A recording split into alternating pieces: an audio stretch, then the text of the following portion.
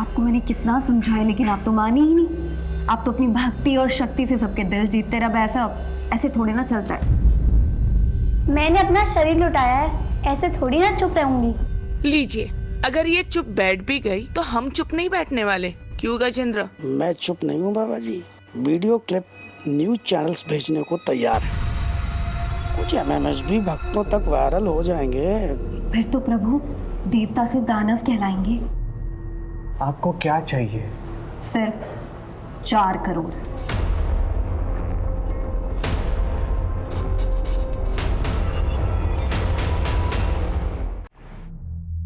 ईश्वर कौन है, कहाँ है, कैसा है?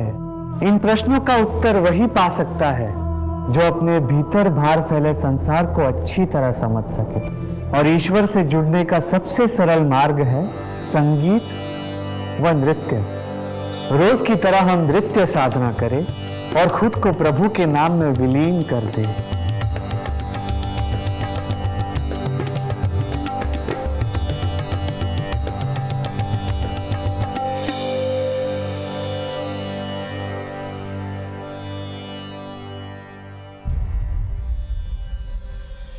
ठहरिए, आपको ज्ञात नहीं, प्रभु ब्रह्मचारी इच्छानंद सरस्वती जी महाराज के विश्राम गृह के आसपास महिलाओं का प्रवेश निषेध है। मुझे बाबा जी से बात करनी है, एक बार बात करवा दीजिए। बाबा महिलाओं से अकेले नहीं मिलते।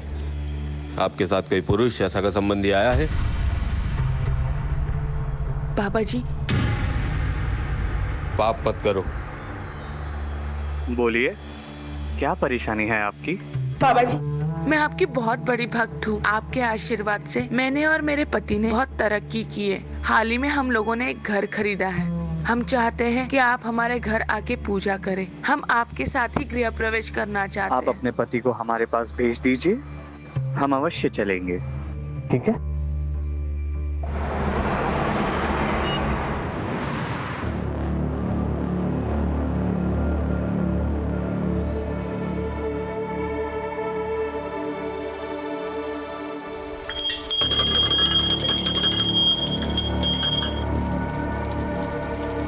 पूजा संपन्न हुई।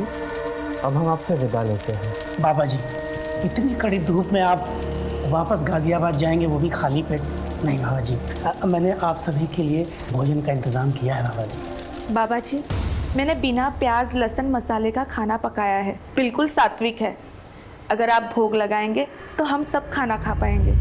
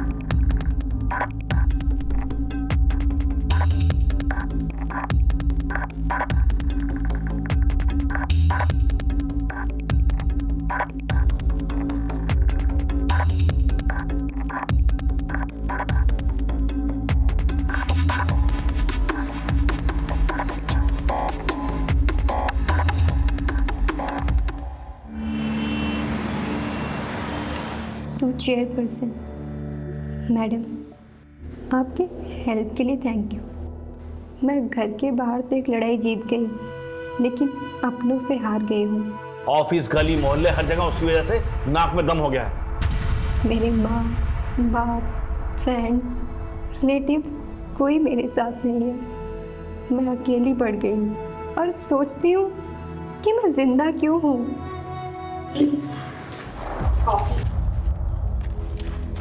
क्या छिपा रहे हो? दी, ये आप लिख रही हो जो अपने स्कूल की टॉपर, अपने कॉलेज की टॉपर, अपने कॉलेज यूनियन की प्रेसिडेंट रह चुकी है। दी, you were an inspiration to everyone. थी, हूँ नहीं। अब तो ना मेरे पास जॉब है, ना मेरी लाइफ है और ना ही पैसे हैं। दी, मेरी मानो तो आपको पापा की बात मान लेनी चाहिए।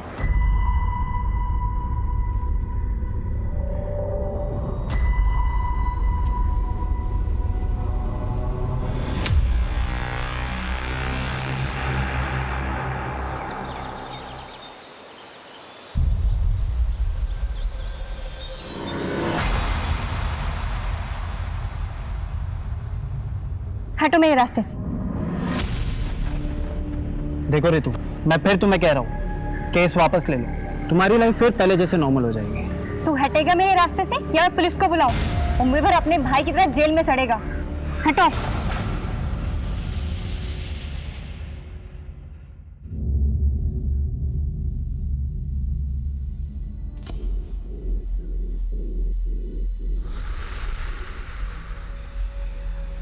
अब मेरे सामने ऐसे ब्रह्मचर्य का जाप करने से क्या होगा?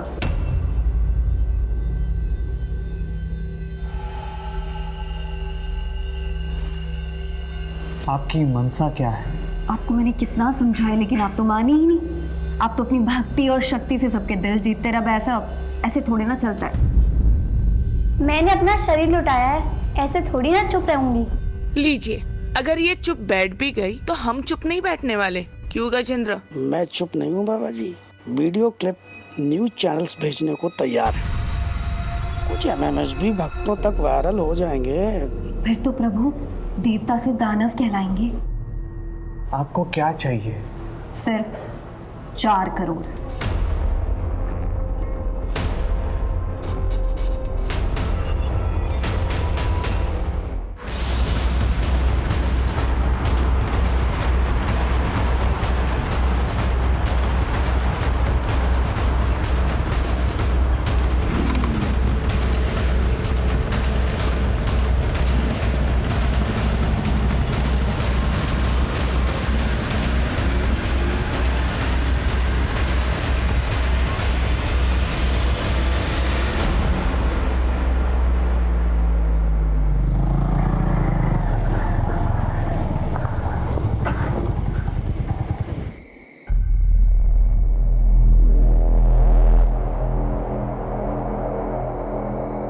आप ना यहाँ पर रुको, मैं देख के आता हूँ।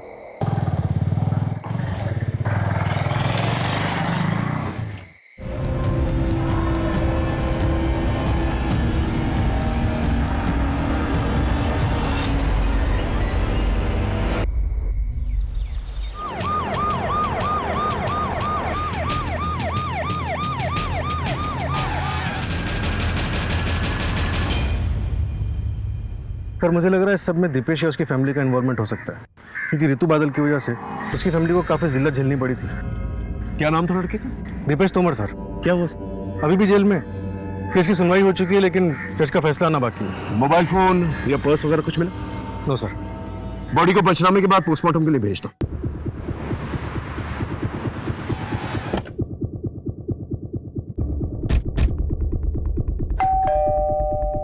सर, हम क्यों उस लड़की को मारेंगे या मरवाएंगे?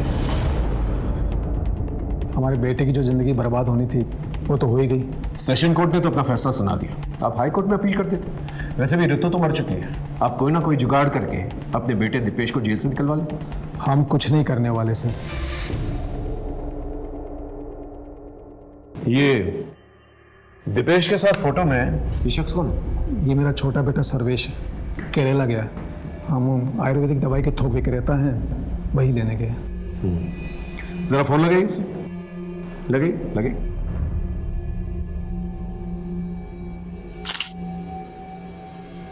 The number you are trying to call is currently switched off. Sir, switch off. Switch off. एक काम करो, इनके फिंगरप्रिंट्स लो।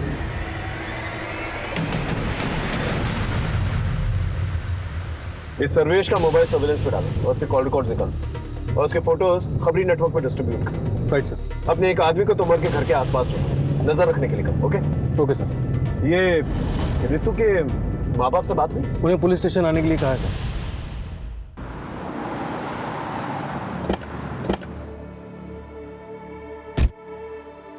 सर, मेरी बेटी लड़ाई लड़ते लड़ते थक गई थी, फिर भी उसे किसी ने मार दिया।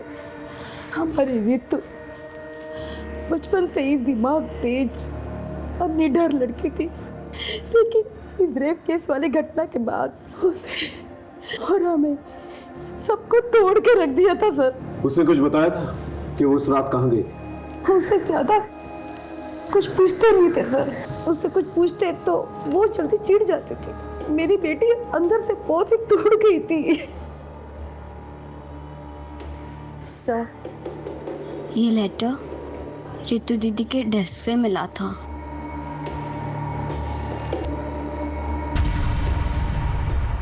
कहीं ऐसा तो नहीं कि बदनामी के डर से आप ही लोगों ने उसे मार दिया, मरवा दिया? ऐसा नहीं है सर, मुझे अपनी बेटी रितु से बहुत उम्मीदें थी। मैं अपनी उम्मीदें हार गया था, इसलिए सर मैं बहुत परेशान हो गया था। रितु की बेहतरी के लिए हमसे जो बन पड़ रहा था, जो कर सकते थे सर, हमने बहुत कोशिश की। माँ, मैं कैसे शादी करूँ? अभी मैं अपने पैरों पे भी खड़ी नहीं हुई हूँ। ना तो मेरे पास जॉब है, ना तो मेरे पास सेविंग्स और ना ही खुद का घर है।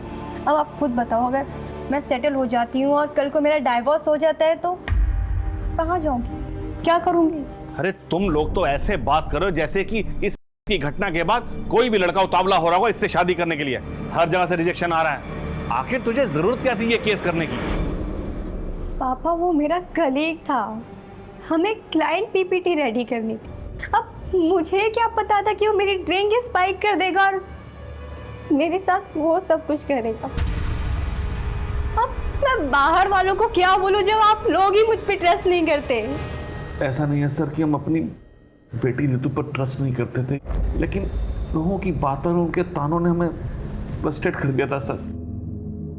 और जैसे जैसे ये केस की सुनवाई होती रही, मीडिया और सोशल ऑर्गेनाइजेशन ने उसकी लड़ाई को सराहा और इसके बाद रितु के मन में आत्मविश्वास फिर से जगने लगा था। फिर सर हमने उसे नए सिरे से सब कुछ करने को कहा। देख बेटा, जो मैं तुझे उपाय बता रहा हूँ ना, उसे मान। मैं किसी साधु संत के पास नहीं जाऊंगी, पर किसी साइकेट्रिस्ट को तो कंसल्ट कर सकती है। I mean, किसी से भी कंसल्ट करो, पर करो, जाओ कहीं। उसके बाद वो कहाँ गई? सर फिर वो साइकेट्रिस्ट डॉक्टर रूपसी बसी से मिलने गई थी। सर रितु के मर्डर में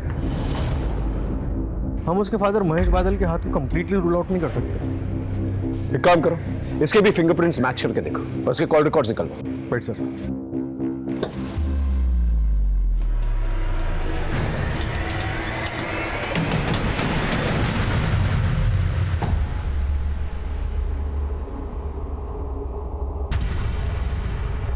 पिछले महीने का चढ़ावा आप पहले ही ले जा चुकी हैं। अब जो कुछ भी जमा पूंजी है यही है। प्रणव, ये हमारे आश्रम के गहने पैसे हैं, ये हम ऐसे ही किसी को नहीं दे सकते। आप रहेंगे, आपकी आस्था रहेगी, तभी तो ये आश्रम रहेगा।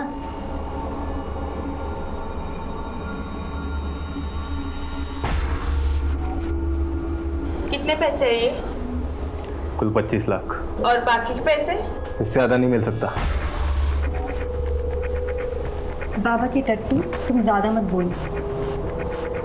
अगर आप पीछे की जमीन का एक छोटा सा हिस्सा बेच देंगे ना, तो किसी को कुछ पता नहीं चलेगा।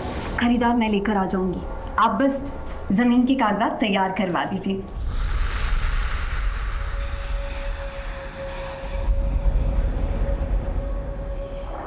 हाँ जी, मैं रितु बादल की साइकेट्रिस्ट हूँ। रितु मेंटली बहुत स्ट्रांग थी। मेडिटेशन और रनिंग से वो क्विकली रिकवर कर रही थी। डॉक्टर, आज तो रनिंग करते वक्त मेरे पीछे मेरे का भाई पड़ गया था। व्हाट? लेकिन मैंने उसे डांट कर भगा दिया। मैंने बोला कि मैं पुलिस में कंप्लेंट कर दूंगी। That's great. ऐसे ही अपनी जीने की चाहत और जोश को बनाए रखो। बस 3-4 सेशन और फिर तुम्हें मेरे पास भी हफ्ते में 2 बार आने की जरूरत नहीं है, महीने में 1 बार आ जाना। एक्चुअली मैं भी आपको यही बताने वाली थी कि अब आगे से मैं आपके पास नहीं आ पाऊंगी, क्योंकि मुझे मेरे स्पिरिचुअल गुरु मिल गए हैं। उनसे बातें करना, उनकी बातें सुनना मुझे बहुत अच्छा लगता है। उस गुरु के बारे में कुछ बताया था उसने? वो कौन था? उसका नाम क्या था? इच्छानंद सरस्वती जी महाराज।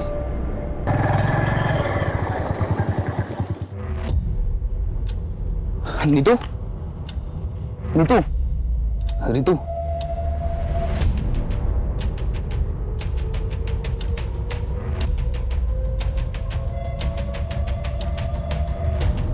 ऋतु, आई एम सॉरी।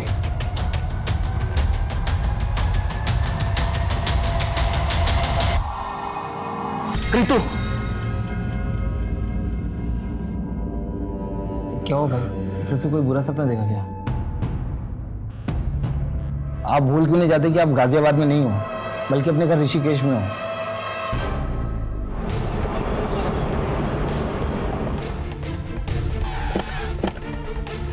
कोई कहता है नौकरी परेशान कर रही है, कोई कहता है पत्नी परेशान कर रही है, कोई कहता है माँ बाप परेशान कर रहे हैं, कोई कहता है बच्चे परेशान कर रहे हैं। मेरा उन सब से एक ही जवाब है, अगर इतना परेशान कर रहे हैं तो छोड़ दो। नहीं छोड़ सकते, है ना? तो फिर रास्ते निकालो, जैसे ईश्वर रास्ते निकालता है। कभी ईश्वर से कहते हुए सुना है, मुझे मेरे भक्त परेशान कर रहे हैं? नहीं ना? क्षमा चाहता हूं, आप लोगों को नीचे बैठना पड़ रहा है। जी, ऋतु बादल आपकी शिष्य थी मतलब? जी, उसका मर्डर हो गया। ओम शांति।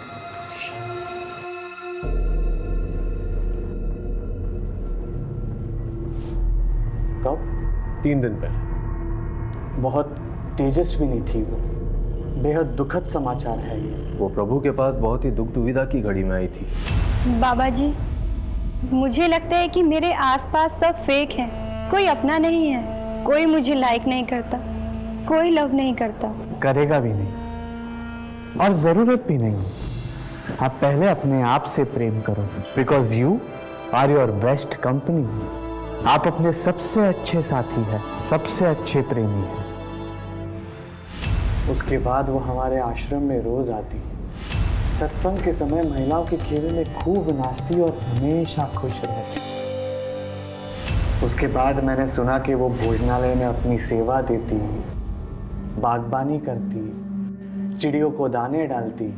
जब उसने आश्रम आना बंद कर दिया तो आपने उसके माँ बाप से पूछा नहीं कि वो क्यों नहीं आ रही? ये तो खुला आश्रम है, ना किसी को आने की मनाही है ना जाने की। वैसे ऋतु बादल में आपने क्या खास नोटिस किया था? लोग कहते हैं कि आश्रम में आने के बाद वो हमेशा खुश रहती थी, जीवन को एक नए सिरे से अपना रही थी। ऐसे में उसकी हत्या हो जाना, ये बहुत दुर्भाग्यवश है।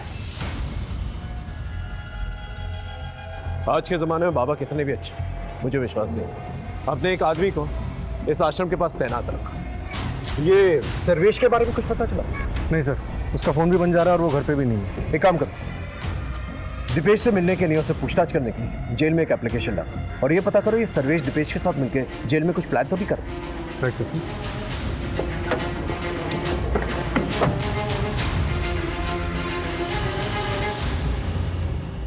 ये रही ऋतु बादल की पोस्टमार्टम रिपोर्ट।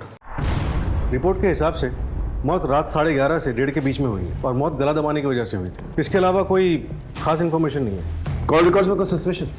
नो सर, लेकिन ऋतु का फ़ोन मौत के ठीक 1 महीने पहले से दिन में काफ़ी टाइम के लिए बंद रहने लगा था। लोकेशन चेक किया, कहाँ ऑन हुआ कहाँ ऑफ हुआ? सर, बाबा के आश्रम में ऑफ होता था और घर में ऑन होता था। सर, हाँ सर, ये रहे फिंगरप्रिंट रिकॉर्ड्स। ओके, इसके मुताबिक ऋतु की गर्दन पे जो फिंगरप्रिंट्स मिले हैं वो उसके माँ बाप से मैच नहीं करते और ना ही दीपेश के बाप से मैच करते हैं। क्या फिर शायद दीपेश के फरार भाई सर्वेश ने हत्या की? राम राम सर जी। बोलो। आपका शक सही निकला था। दीपेश ने अपने भाई सर्वेश का स्टेट शूटर अवनीश से कांटेक्ट करवाया था। फिर तो सर अवनीश के अड्डे पर धावा बोलते, क्योंकि अब जेल जाकर दीपेश से पूछताछ करने की जरूरत तो नहीं पड़ेगी। राइट।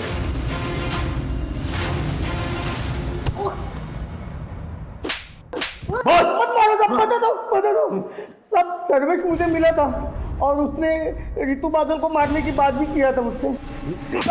तूने उसे मार डाला? नहीं, मैंने नहीं मारा था, क्योंकि एक रोज पहले वो मुझे एडवांस के पैसे देने वाला था, लेकिन पैसे लेके वो आया ही नहीं। फिर दूसरी सुबह हमें पता चला कि उस लड़की की मौत हो गई। सच बोल रहा? भगवान की कसम साहब, सच बोल रहा हूँ।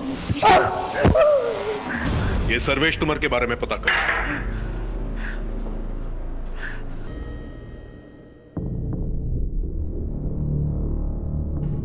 ऋतु बादल ने AA इंटरप्राइजेस के खिलाफ केस दर्ज किया, लेकिन क्यों? ऋतु ने मुझे बताया था कि ऑफर लेटर मिलने के बाद जब वो दूसरे दिन जॉब ज्वाइन करने गई तो उन्होंने उसके साथ वियर्ड बिहेव किया। I am sorry Ritu, company ने आपकी जॉब अपॉइंटमेंट होल्ड पर कर दी। But why? वेल, हमें पता चल गया कि तुम्हें पिछले जॉब से क्यों निकाला गया था। ओह, जस्ट बिकॉज मैंने अपनी एक कलीग पर केस फाइल किया। आपने भी मेरा करेक्टर सर्टिफिकेट बना लिया।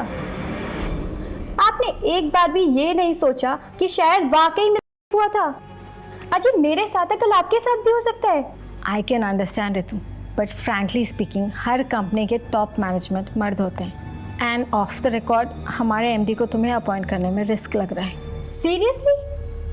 आपकी कंपनी तो अपने आप को वीमेन फ्रेंडली क्लेम करती है ना, लेकिन आज पता चला आपकी कंपनी की पॉलिसीज भी ड्यूबियस है और आपकी कंपनी भी बाकी की कंपनियों की तरह हिपोक्रेट है। आपने बिल्कुल अच्छा नहीं किया। मैं आपको ऐसे नहीं छोड़ूं। मैं इस कंपनी को कोर्ट में सू करूंगी।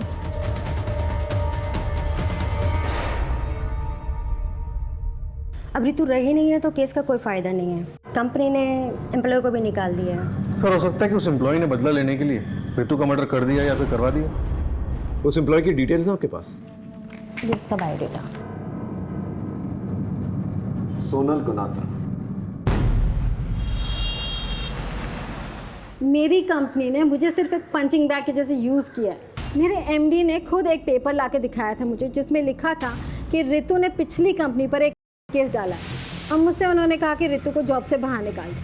फिर बाद में जब ऋतु ने इस कंपनी पर केस डाला तो मेरे MD ने कंपनी की इमेज को साफ सुथरा रखने के लिए मुझे जॉब से बाहर निकाल दिया और कहा कि ऋतु को एम्प्लॉय करने का डिसीजन मेरा पर्सनल डिसीजन था, ना कि कंपनी का डिसीजन। आप 10 तारीख को रात को 11:30 बजे से 1:30 बजे के बीच में कहाँ थी? सर, मैं अपने PG में थी, गौतम नगर में। ठीक है, आप जा सकते। इसके स्टेटमेंट को क्रॉस चेक करो, देखो ये सच बोल रही है नहीं। हेलो साइबर सेल, ऋतु बादल की इन्फॉर्मेशन शेयर की थी मैंने, उसका कुछ पता चला? इन्फॉर्मेशन करेक्ट है, थैंक यू सर। एक सुराग मिला है, ये देखिए। ऋतु बादल का सोशल मीडिया पे 2 अकाउंट्स हैं, एक ये और एक ये। एक नॉर्मल ऋतु बादल के नाम से और एक योगिनी ऋतु बादल के नाम से। तुम कहना क्या चाहते हो? सर, ये दोनों अकाउंट्स 2 अलग अलग नंबर से लिंक हैं। इसका मतलब ऋतु बादल ने अपने अंदर बदलाव महसूस किया, इसलिए उसने एक नया नंबर। सर, साइबर सेल से ये दूसरा नंबर मुझे जल्दी मिल जाएगा। इसके बाद मैं इसकी कॉल डिटेल्स और इसकी लोकेशन डिटेल्स दोनों निकलवा दूँ। गुड। नमस्ते बाबा जी। ये लीजिए। परेशान ना बाबा जी, मैं सलोनी जी की कोई बात टाल नहीं सकता। जमीन पे कंट्रोल आपका ही रहेगा। मुझे लंदन हेड ऑफिस को नए नए इन्वेस्टमेंट दिखाने होते हैं, वो मैं दिखा दूंगा और इस तरह आपके पैसों की प्रॉब्लम भी सॉल्व हो जाएगी। और फिर जब आपके पास पैसे आ जाएंगे आप अपनी ज़मीन वापस ले लीजिएगा।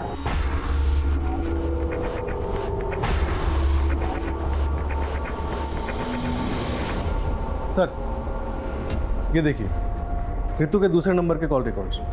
ये नंबर ऋतु की मौत से 10 दिन पहले लिया गया था। और सर, ये देखिए 10 तारीख की शाम 6:30 बजे ऋतु को किसी आनंद प्रसाद नाम के आदमी ने फ़ोन किया था और उसके बाद 10:30 बजे रात को उसका फ़ोन लोकेशन आनंद प्रसाद का घर दिखा रहा है और फिर आधे घंटे बाद उसी एरिया में उसका फ़ोन स्विच ऑफ हो जाता है और 15 किलोमीटर दूर ऋतु की मौत है। एक काम कर, इस आनंद प्रसाद की डिटेल्स दिखा। Okay sir.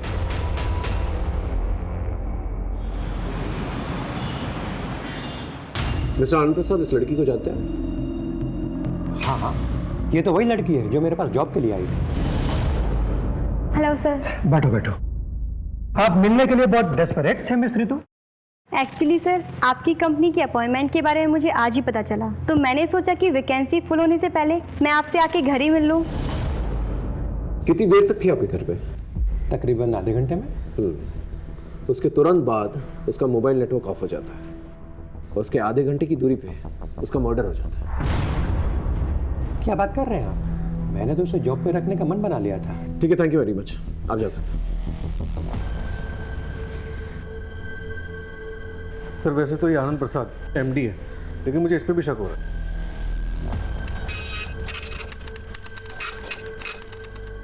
मिस्टर आनंद प्रसाद, ये रहा आपके कॉल रिकॉर्ड्स। इसके मुताबिक आप बहुत यंग लड़कियों के संपर्क में थे। So what? Is there any problem? Yes there is. ये यंग लड़कियां सावली सलोनी आपको भेजा करती थी। ऋतु को भी सावली सलोनी ने आपको भेजा था, और सावली सलोनी खुद जिस्म फरोशी के लिए जेल जा चुकी।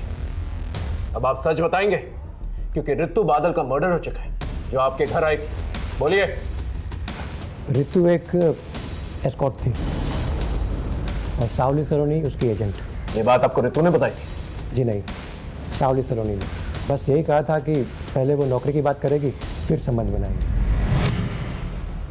जॉब तो तुम्हें टिप समझ कर दे दूंगा, लेकिन जिस सर्विस के लिए पैसे लिए हैं वो तो शुरू करो। कौन सी service? Body to body service. आपको कोई गलतफहमी हुई है। मुझे सलोनी जी ने यहाँ सिर्फ और सिर्फ जॉब के लिए भेजा था। लेकिन तुम्हारे 1 घंटे के लिए उसने मुझसे 40,000 लिए हैं।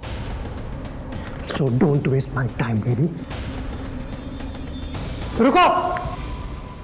जब तक ये केस सॉल्व नहीं हो जाता ना, आप हमारे मेहमान बने रहेंगे। क्या मतलब? जी सर। इन्हें लेके जाओ। चलिए। लेकिन सर किस जुर्म में? लेके जाओ। सर क्या किया है मैंने? लेके जाओ।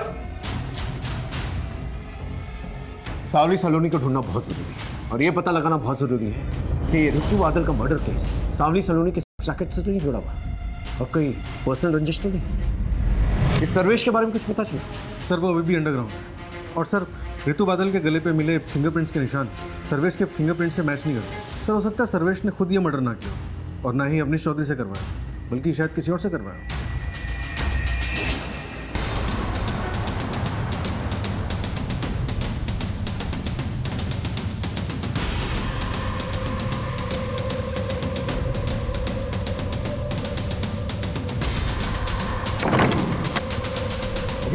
क्या हुआ?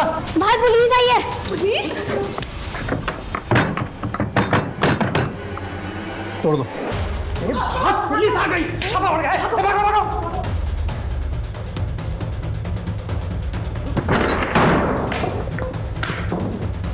उस तरफ सर्च करो।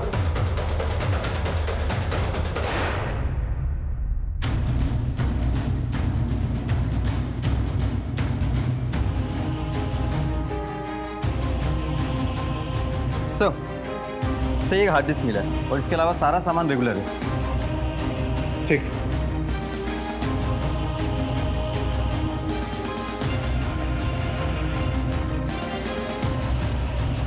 और सर इसमें काफ़ी आदमी ऐसे हैं जो कोई मूवमेंट नहीं कर रहे हैं। ऐसा लगता है जैसे बेहोशी की हालत में। सर एक और वीडियो है।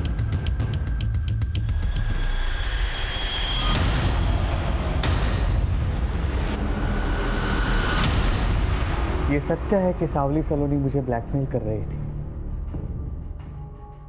आपको ये बात हमें पहले बतानी चाहिए थी, हम उसे पकड़ने की कोशिश करते, लेकिन हमारी मुफ्त में बदनामी होती, ना मुझे कुछ हासिल होता ना हमारे आश्रम। आपको इस बात का पता है कि ऋतु बादल सावली सलोनी के संपर्क में थी? ये नहीं हो सकता। क्या आप ये बता सकते हैं कि कभी आपने ऋतु को सावली सलोनी के साथ देखा? हो सकता है उसके कहने पर वो इस आश्रम में आई।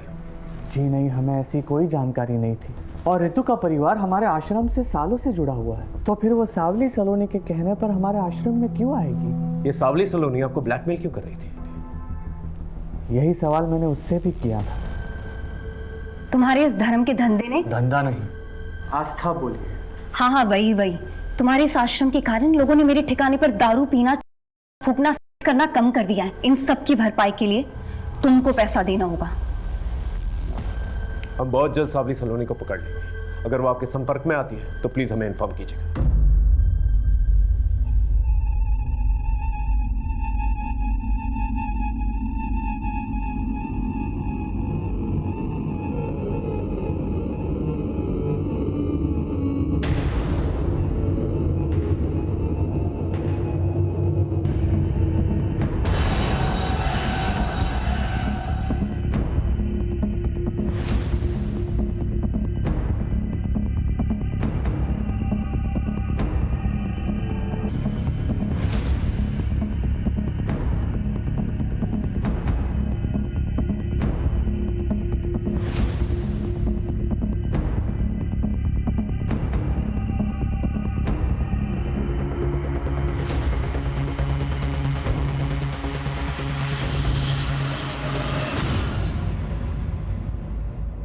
सर मैंने ऋतु बादल, सावली सलोनी और आनंद प्रसाद इनके कॉल रिकॉर्ड्स को क्रॉस चेक किया और सर एक नंबर कॉमन पाया। किसका? चमन श्रीवास्तव, ये उसका फोटो। ये नंबर हरिद्वार के एड्रेस पर रजिस्टर्ड है और सर इस नंबर की कॉल लोकेशंस और ऋतु की कॉल लोकेशंस सब मैच करती है और ऋतु के मर्डर साइट से भी मैच करती है। और मर्डर के बाद? मर्डर के बाद 2 दिन पहले तक इसका लोकेशन ऋषिकेश ही दिखा रहा था। एक काम करो, तुम ऋषिकेश जाओ और इस चमन के बारे में पता करो। सर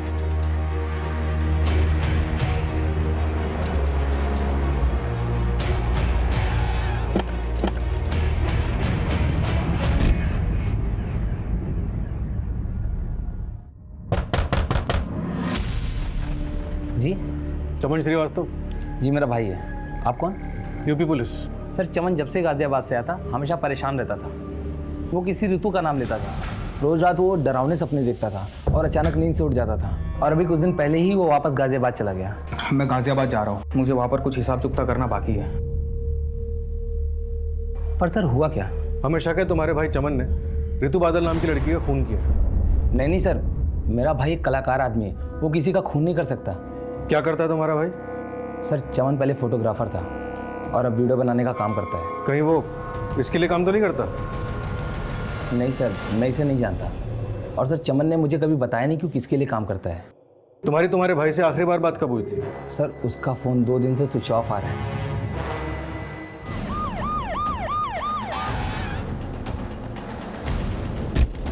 चमन श्रीवास्तव की बॉडी मिली है सर। किसी तेज धार वाले वेपन से उसका पेट काटा गया। मर्डर वेपन मिला? सब आसपास देख लिया सर, कुछ नहीं मिला। मेरी गट फीलिंग कह रही है कि ये केस इच्छानंद सरस्वती और सावली सलोनी के बीच में कहीं ना कहीं उलझा हुआ है। सर आश्रम पे हमारी नज़र है, लेकिन सावली सलोनी का कोई ठिकाना नहीं मिल रहा। ऐसे बैठे रहने से तो कुछ भी नहीं होने वाला। एक काम करो, तुम कस्टमर बन के रेड लाइट एरिया में जाओ और सावली सलोनी के बारे में पता करो। ये कहीं ना कहीं तो अपना धंधा चला रही होगी।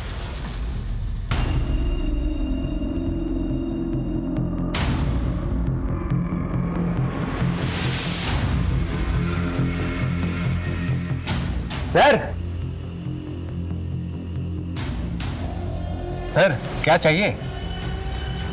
एक बात बताओ, कोई कॉलेज का कौला माल मिलेगा क्या? एकदम बढ़िया पटाखा, मतलब वो समझते हो ना, एयर होस्टेस मॉडल टाइप का वैसा। यहाँ तो सिर्फ इन्फॉर्मेशन मिलेगा, बाकी काम तो होटल में होगा, लेकिन पैसा बहुत लगेगा। तो भैया पैसों की चिंता मत करो, बस तुम माल दिखाओ तो एकदम टकाटक होना चाहिए। एक मैडम है, बात करके बताता हूँ।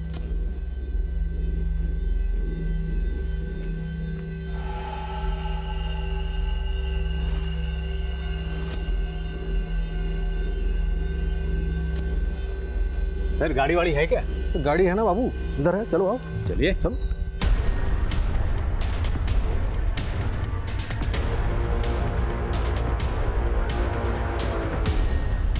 ये लोग आनंद विहार की तरफ जा रहे हैं, फॉलो करते रहो, लेकिन डिस्टेंस बना के रखो।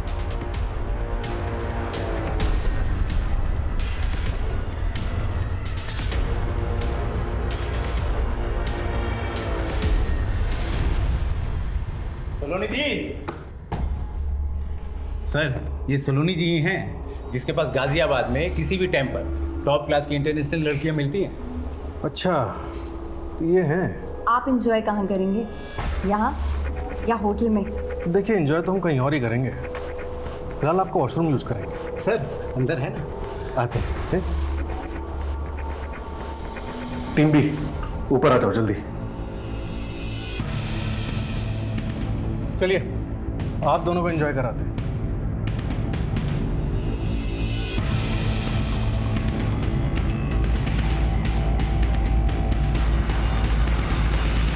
बहुत नचाया तुमने हमें सावली सलोनी, अब सच बोलने का टाइम आ गया है। क्यों मारा ऋतु को? नहीं सर, मैंने उसको कोई मर्डर नहीं किया और ना ही मैंने उसका मर्डर करवाया। हाँ, मैंने उसे अपने क्लाइंट के पास ज़रूर भेजा था। तुझे ना उसे थोड़ा इम्प्रेस करना है। हाँ मैं कर लूँगी, मेरी वर्क प्रोफाइल अच्छी है। वो कुछ और ही समझ रही थी, लेकिन तुम ऑलरेडी पैसे ले चुकी थी उसके नाम पर। नए में तो सब लड़कियां ऐसे ही करती है सर, पर मुझे क्या पता था कि वो ऐसे भाग जाएगी। ये चमन श्रीवास्तव कौन? वैसे तो वो वीडियो बनाता है, पर लड़कियों की सिक्योरिटी के लिए हम उसे साथ में भेज देते थे, पर वो उस ऋतु को पसंद करने लग गया था और उसी ने उसे भगाने में भी मदद की थी। इसलिए तुमने उसका मर्डर कर दिया? नहीं सर, मैंने किसी को नहीं मारा सर। चलिए 1 मिनट के लिए मान लेते कि तुमने ऋतु और चमन को नहीं मारा, लेकिन ब्रह्मचारी इच्छानंद सरस्वती उसे तो ब्लैकमेल किया ना तुमने? बिल्कुल किया था सर। करती नहीं तो वो रास्ते पे कैसे आता? रितु तो काफी सुलझी हुई लगी, तुम्हारे संपर्क में कैसे? मेरे पार्टनर की मदद से। उसी ने उसे धोखे से मेरे पास भेजा था। कौन है तुम्हारा पार्टनर? सावली सलोनी ने तुम्हारी पूरी सच्चाई हमें बता दी। ये है वो डायरीज जिसमें तुम्हारे पूरे क्लाइंट्स के नंबर है और वो सारी लड़कियों के नंबर है जिनसे तुम प्रोस्टिट्यूशन कराया करते थे। आज वो तुम्हारी चुंगल से आजाद है, वो तुम्हारे खिलाफ बयान देगी। अब तुम अपनी कहानी खुद बताओगे या मुगल भाई? बोलो।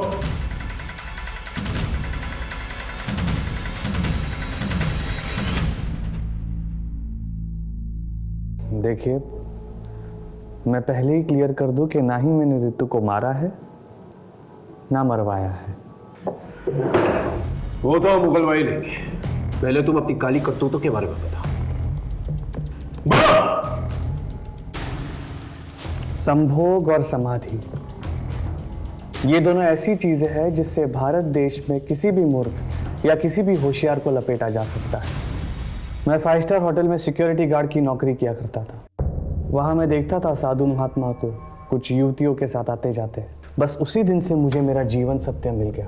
मैंने मंदिर बनवाया और फिर मसाज पार्लर के जरिए देह व्यापार का धंधा शुरू किया।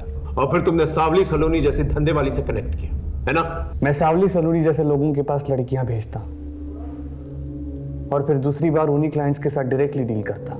इसलिए सावली सलोनी अपना पैसा निकलवाने के लिए तुम्हें ब्लैकमेल कर रही थी? अरे ऐसे थोड़ी ना, हमारा नेटवर्क कश्मीर से लेकर कन्याकुमारी तक और सूरत से लेकर कोलकाता तक फैला हुआ है। आप देश विदेश कहां भी जाओ, हमारी सेवाएं आपको एक फोन कॉल में उपलब्ध की जाएंगी। वो 17 फोन हमें मिल चुके हैं और वो नई लड़कियों को जो नया नंबर देते थे उसके बारे में ही पता चल चुका है, जैसे तुमने रितु को दिया था।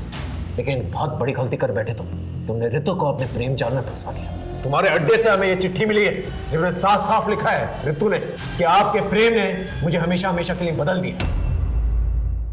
प्रेम राई को पहाड़ बना सकता है, तो फिर लड़कियों से वेश्यावृत्ति करवाना ये कौन सी बड़ी बात थी? वो मेरे प्यार में बाहर कुछ ना बोलती और फिर धीरे धीरे उन्हें इस जीवन की आदत पड़ जाती। लेकिन रितु ऐसी लड़की नहीं, इसीलिए मैंने रितु को नौकरी के लिए सावली सलोनी के पास भेजा था। तुम एक काम करो, तुम सावली सलोनी से जाके मिलो। वो हमारी परम भक्त है, वो तुम्हें सही इंसान से मिलवा देगी जो तुम्हें बेहतरीन नौकरी देगा। थैंक यू सो मच बाबा जी। लेकिन रितु वहां से भाग गई। और ये बात तुम्हें चमन के थ्रू पता चली, जो तुम्हारे लिए ब्लैकमेलिंग किया करता था और वीडियोस बना करता था। और फिर बाद में तुमने रितु को मारा। मैंने रितु को नहीं मारा, लेकिन हाँ, चमन रितु को भगा कर ले गया था। जब तक हम लोग वहां पर पहुंचे तब तक रितु मर चुकी थी और चमन भी गायब था। चमन गायब नहीं हुआ था, तुमने उसे मार दिया। मारा नहीं, मुक्ति दी थी। रितु की मौत से व्याकुल हो गया था।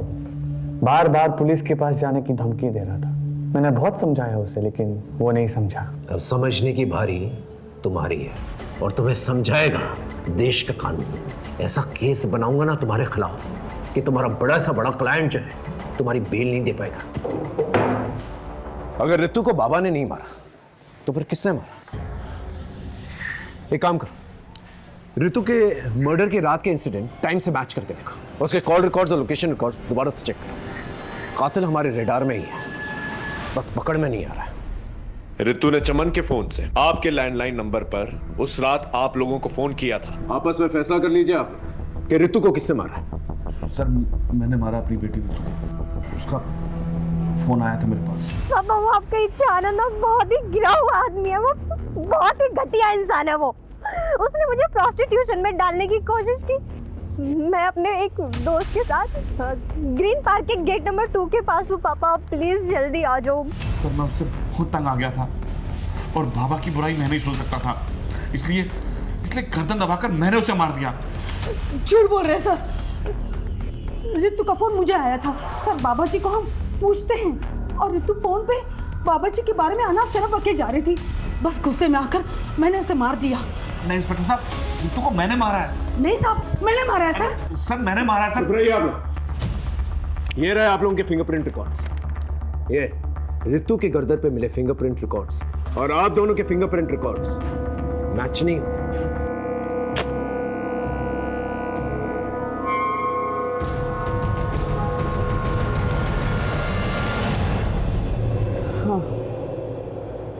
मैंने मारा रितु को। तंग आ गई थी उससे, उसके वजह से मुझे अपने ऑफिस में अपने कलीग से, अपने फ्रेंड से सुनना पड़ता था। इसकी बहन ने लड़के के मजे ले लिए और फंसवा दिया। लेकिन ये बात सच नहीं थी, तुम भी जानती थी। हाँ, पर रितु बहुत फॉरवर्ड थी, तो मुझे लगा शायद अटेंशन के लिए इनवाइट किया होगा। उसकी वजह से मुझसे सब लड़के कटने लगे थे। अरे इसके साथ डेट पर मत जाना, वरना के चार्जेस में अंदर करवा देते। पर फिर जब उस दिन उसने वो बाबा के धोखेबाज वाली बात की, तो फिर मेरे सटक गए। मुझे लगा ये सारे पंगे इसी के साथ क्यों होते हैं? शायद यही सब कुछ करती होगी और मैंने मार दिया उसको।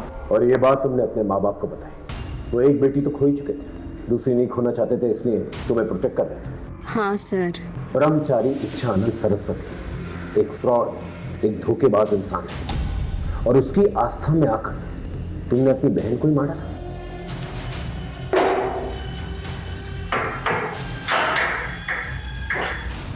ब्रह्मचारी इच्छानंद सरस्वती उर्फ अनुज अजय द्विवेदी, उसके सपनों ने उसे गलत रास्ता इख्तियार करने पर मजबूर किया, जबकि मधु ने अपना संयम और आपा खोया। खून और आदर्शों के रिश्तों पर भरोसा ना करके उसने अधर्म का रास्ता चुना और गुनाह कर बैठी। पैसों और जिस्म की रंगीनियों से दूर रहे। इसी दस्तक के साथ मैं सीनियर इंस्पेक्टर हिमांशु रावत आपसे विदा लेता हूं। फिर मिलेंगे एक नए केस के साथ। तब तक देखते रहिए क्राइम पेट्रोल दस्तक, क्योंकि मकसद बताना नहीं, बचाना है। जय हिंद।